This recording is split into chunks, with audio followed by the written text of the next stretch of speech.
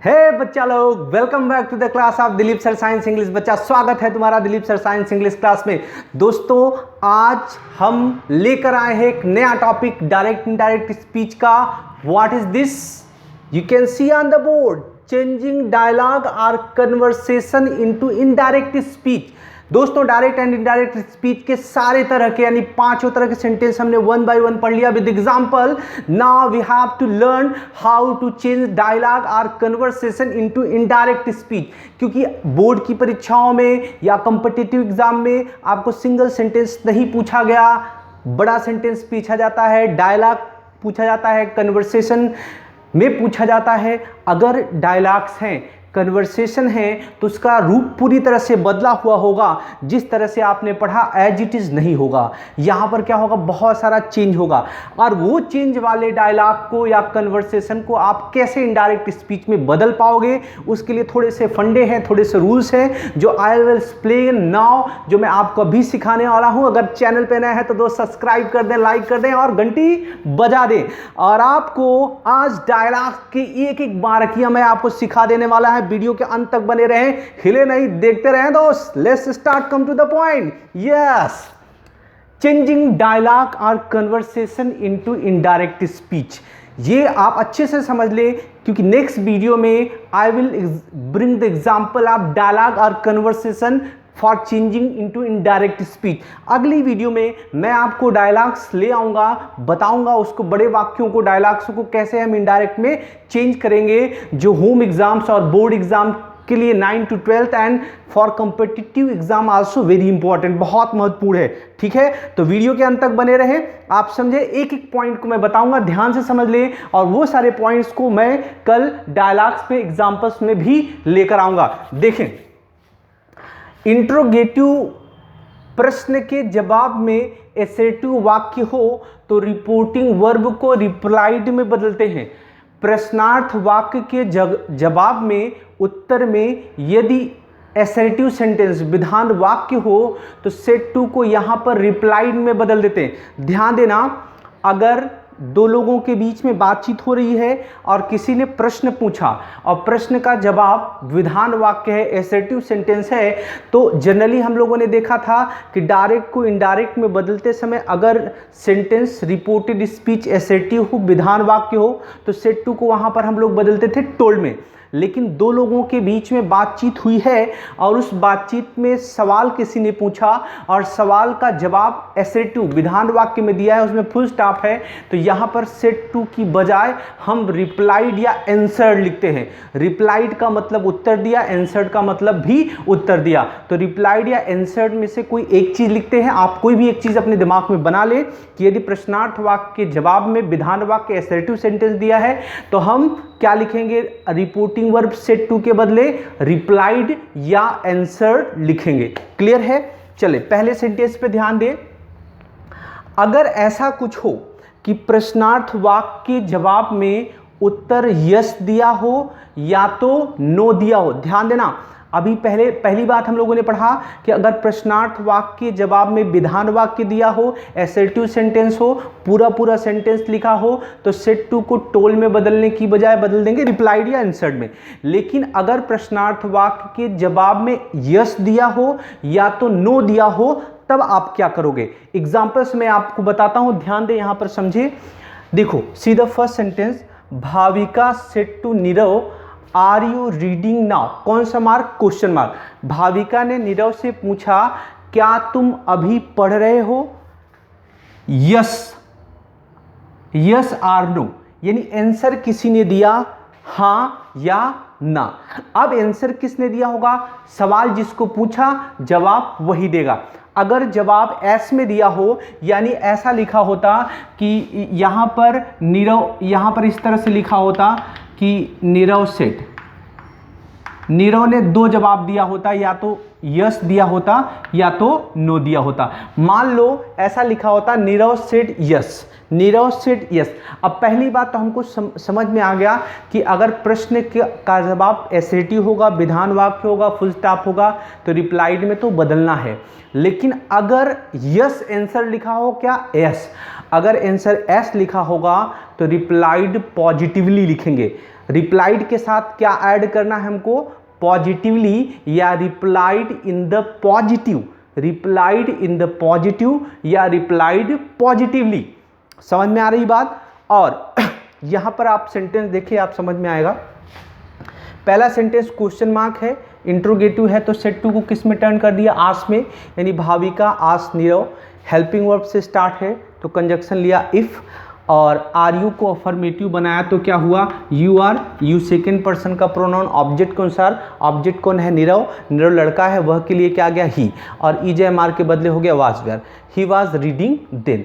अब सवाल का जवाब आया यस, मान लो सवाल दिया है यस, ठीक है, उसने पूछा क्या तुम पढ़ रही हो, नीरव ने जवाब दिया यस। अब देखो, अब यहाँ पे नीरव रिप्लाइड, अब चूंकि क्वेश्चन में आंसर में यस दिया है तो क्या लिखेंगे, रिप्लाइड पॉजिटिवली।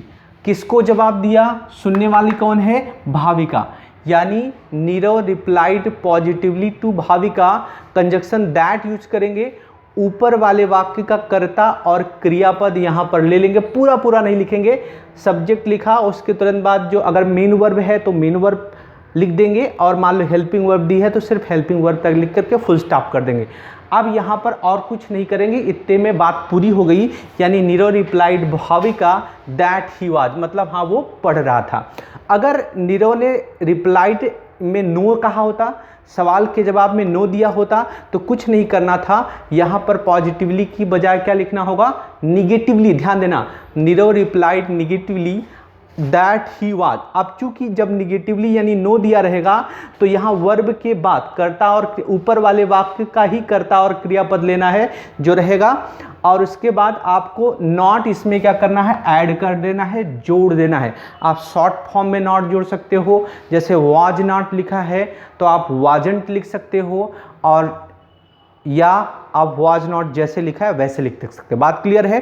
यानी अगर आंसर यस में दिया होगा तो रिप्लाइड पॉजिटिवली या रिप्लाइड इन द पॉजिटिव, और नो में दिया है रिप्लाइड निगेटिवली या रिप्लाइड इन द निगेटिव। इस तरह से आपको लिखना है। फिर कंजक्शन आपको दैट लेना है, ऊपर वाले वाक्य का कर्ता और क्रियापद ले लेना है। अगर सेंटेंस अफर्मेटिव है तो सिर्फ हेल्पिंग वर्ब या मेन वर्ब जो है वो लेना है, और निगेटिव है तो हेल्पिंग वर्ब या मेन वर्ब जो भी दिए उसके साथ आपको शॉर्ट फॉर्म में क्या जोड़ना पड़ेगा, नॉट। वैसे भी लिख सकते हो पूरा पूरा, और शॉर्ट फॉर्म में भी करके लिख सकते हो। आई होप आपको बात समझ में आ रही होगी।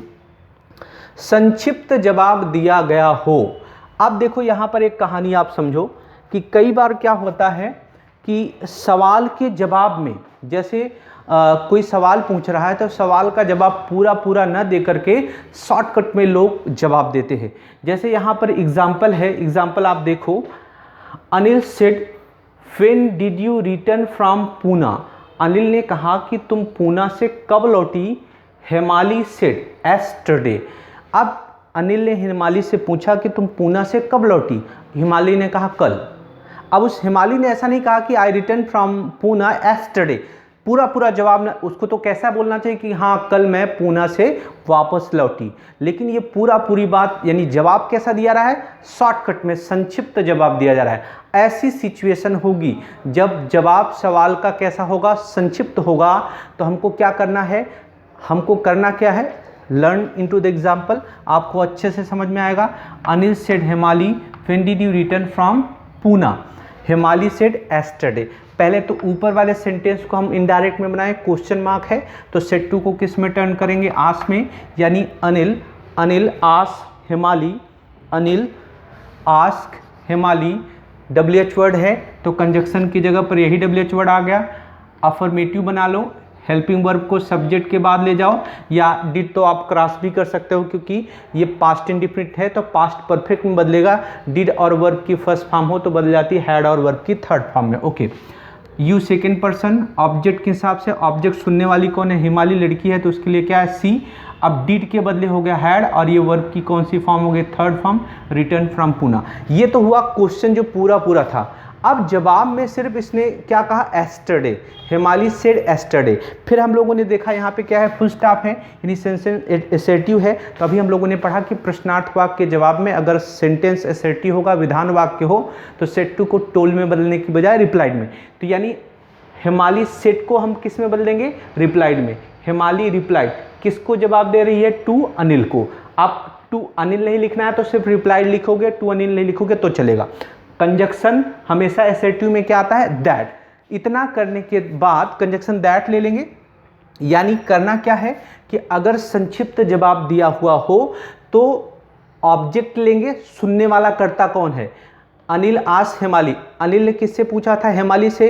तो यहाँ पर हेमाली किसको जवाब देगी, अनिल को। तो हेमाली रिप्लाइड टू अनिल, यानी हम सुनने वाले कर्ता लेंगे, उसके बाद कंजक्शन दैट लगाएंगे, क्योंकि एसर्टिव ही होगा। कंजक्शन क्या लगाएंगे, दैट। फिर ऊपर वाले वाक्य के अनुसार, जैसे इसमें कर्ता क्रियापद दिया हुआ है, उन शब्दों का उपयोग करके इस वाक्य को हम बड़ा करके इनडायरेक्ट में बदलेंगे। यानी जैसे यहाँ लिखा है सी हैड रिटन, तो पूरा ले लिया, सी हैड रिटन। अब यस्टरडे का हम चेंज करते हैं तो क्या हो जाता है, द प्रीवियस डे। आप चाहो फ्रॉम पुनः भी ऐड कर सकते हो, और ना चाहो तो she had written the previous day, यानी वह कल लौटी है। ठीक है, समझ में आया। ऊपर वाले देखो, अगर शॉर्टकट में दिया हुआ है जवाब, तो उस शब्द के बदले हमको क्या करना होता है, ऊपर वाले वाक्य के कर्ता क्रियापद अन्य शब्दों को मिलाकर उसके आधार पर एक वाक्य बनाकर उसको इनडायरेक्ट में बदलते हैं। जनरल सी बात आप समझो, अगर किसी ने पूछा कि तुम बाजार से कब लौटे, तो तुमने कह दिया अभी, नाउ। तो अब मैं बाजार से अभी लौट रहा हूं, पूरा जवाब ऐसा है। उस तरह से आपको क्या करना है, संक्षिप्त जवाब को आपको बड़ा करके आपको इनडायरेक्ट में बदलना है। बदलने का तरीका आपको समझ में आ ही गया है कि सबसे पहले जो सब्जेक्ट वर्ब है वो तो रिपोर्टिंग वर्ब रहेगा ही, फिर सुनने वाला कर्ता, फिर उसके बाद कंजक्शन दैट, फिर ऊपर वाले वाक्य के कर्ता क्रियापद और अन्य शब्दों के आधार पर वाक्य को बड़ा करके उसको इनडायरेक्ट में बदल देते हैं। चलो, कई बार क्या होता है, एक ही रिपोर्टेड स्पीच में दो प्रश्नवाचक वाक्य हों तो दोनों को जोड़ने के लिए एंड अगेन आस लिखते हैं। अभी आपने देखा कि एक ही रिपोर्टेड स्पीच मतलब जो इन्वर्टेड कॉमा के अंदर मैटर बंद रहता है उसको क्या बोलते हैं, रिपोर्टेड स्पीच। अभी आपने सिंगल सेंटेंस देखा। अभी कैसी सिचुएशन आएगी कि एक ही रिपोर्टेड स्पीच में एक से ज़्यादा प्रश्नवाचक शब्द, प्रश्नवाचक वाक्य रहेंगे।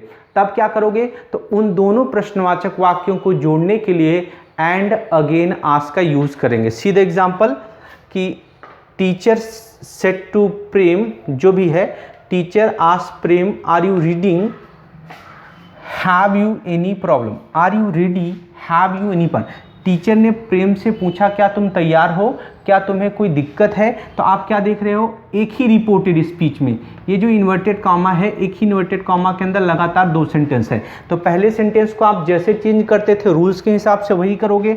आस ऑलरेडी लिखा है तो नो प्रॉब्लम। अब हेल्पिंग वर्ब से स्टार्ट है तो कंजक्शन इफ लिया।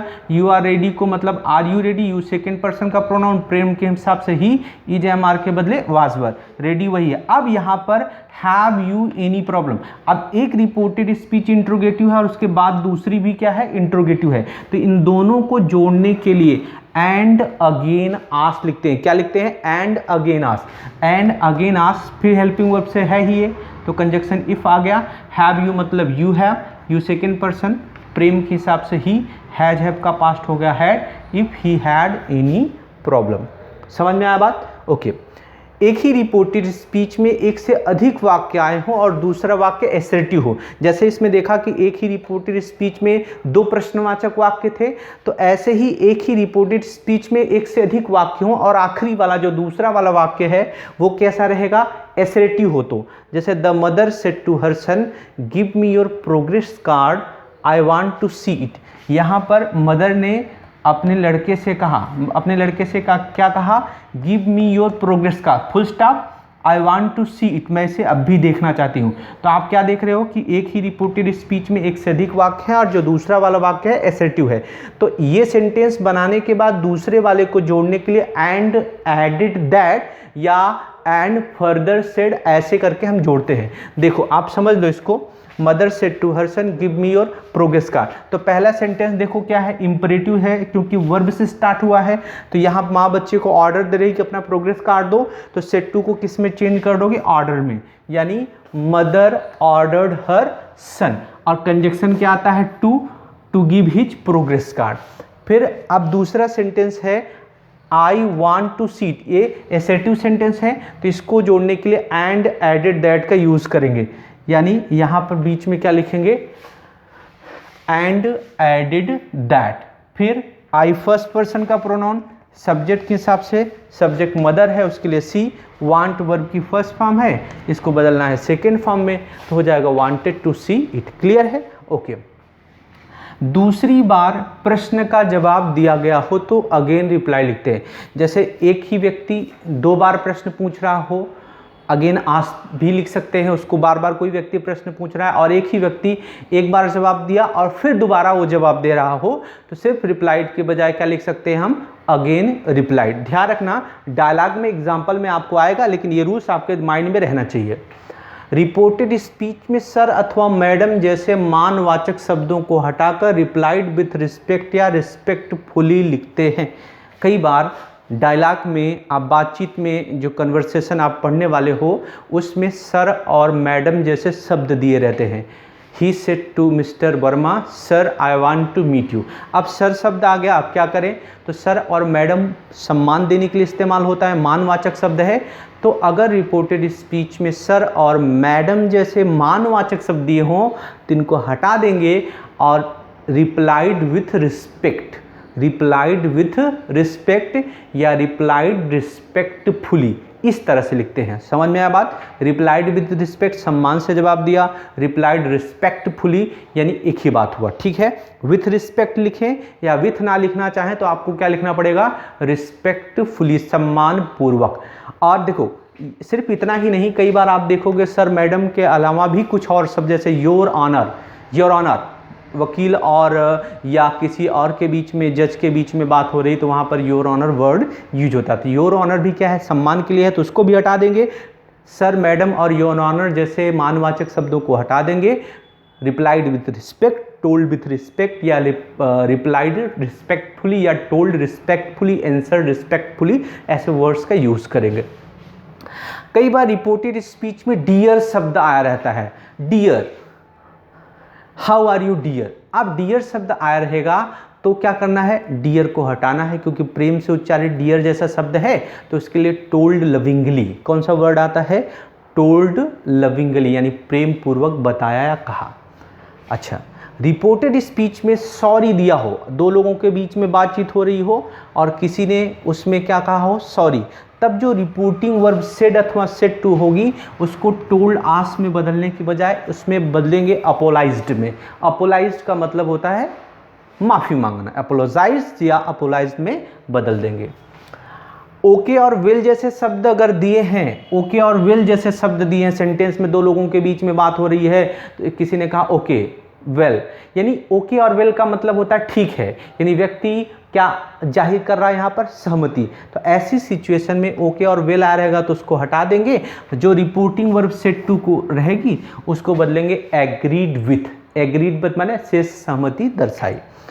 रिपोर्टेड स्पीच में सुनने वाले कर्ता को कोई संबोधन देकर कुछ कहा गया हो, रिपोर्टेड स्पीच में सुनने वाले कर्ता को कोई संबोधन देकर कुछ कहा गया हो तो रिपोर्टिंग वर्ब सेड टू को या सेड को एड्रेस्ड एज में बदलते हैं। एग्जाम्पल में आप देखें, Ali said to the clerk, Ali ने क्लर्क से कहा, ब्रदर भाई, अली ने क्लर्क से कहा भाई।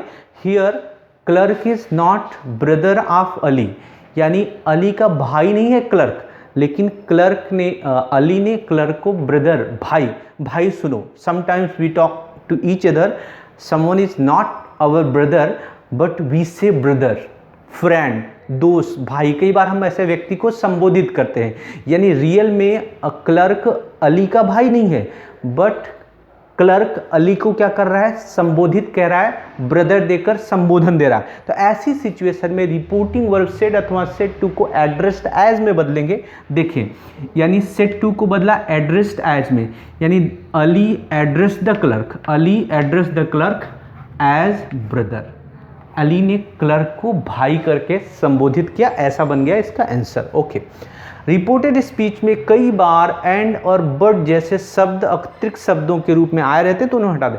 कई बार क्या होता है, सेंटेंस में बिना मतलब का सेंटेंस स्टार्ट हुआ, उसमें एंड लिखा है, बट लिखा है, और उसका कोई रियल में कोई अर्थ नहीं है, तो ऐसे शब्दों को हटा देते हैं और बाकी कोई चेंज करते वर्ते नहीं हैं। समझ में आई बात बच्चा? ये सारे rules you will see in the dialogue और कन्वर्सेशन। अगर आपने पहले पढ़ा होगा तो you have idea about that, आपको आइडिया होगा इसके बारे में। और फर्स्ट टाइम पढ़ रहे होंगे तो भी आपको कल डायलॉग्स में, जो अगले वीडियो में डायलॉग्स का एग्जाम्पल लेंगे, दो लोगों के बीच वाली बात लेंगे, बहुत ईजी वे से आपको मैं समझाऊंगा, बहुत अच्छे से आपको समझ में आने वाला है। तो बच्चा आप एक काम करें कि इसका स्क्रीनशॉट ले लें। मैं थोड़ा सा साइड हो जाता हूं, आपको 2 मिनट का टाइम देता हूं, और 2 मिनट ज़रूरत नहीं है, 2 सेकंड की ज़रूरत है। Yes, take the screenshot. Okay now बच्चा, आई होप कि आपको वीडियो पसंद आई होगी। Thank you for watching the video till then. Bye bye, see you in next video.